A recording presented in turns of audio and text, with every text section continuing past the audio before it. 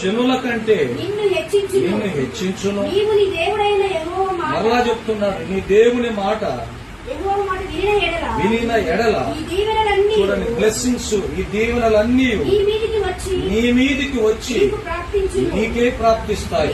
ఇప్పుడు చూడండి, నీవు పట్టణములో దీవించబడతావు, పొలములో దీవించబడతావు. నీ గర్భఫలము, భూఫలము, నీ పశువుల మందలు, నీ దుక్కుటెద్దులు, నీ గొర్రె మేకల మందలు దీవించబడును. నీ గంపయు చూడండి, వంట గిన్నెలు కూడా, కిచెన్ కూడా వచ్చింది ఇక్కడ. నీ తొట్టియు దీవించబడును.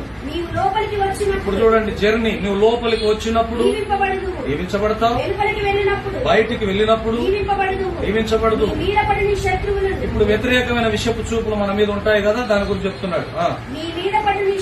నీ మీద పడు నీ శత్రువు దేవుడు నీ ఎదుట హతమగునట్లు చేయును. అంటే హతమగునట్లు అంటే చూడండి, వారి యొక్క త్రోవను నీ మీదికి ప్లాన్ చేసుకుని వచ్చినా సరే 7 త్రోవల్లో నీ ఎదుట నుండి పారిపోతారు. అంటే వచ్చేటప్పుడు ఒక త్రోవలో ప్లాన్ చేసుకుని వస్తే వారికి నీ దేవుడు నీకు సహాయం చేస్తున్నాడు. వారు ఏమి చేయలేక 7 త్రోవల్లో వారు పారిపోతారు.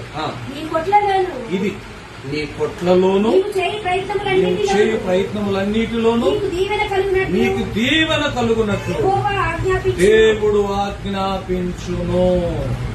ఈ దేవుడైన యెహోవా నీకిచ్చుచున్న దేశములో ఆయన నిన్ను ఆశీర్వదించును. దేవుడు స్తోత్రం. హల్లెలూయా. చదువుతుండగానే మొత్తం క్లియర్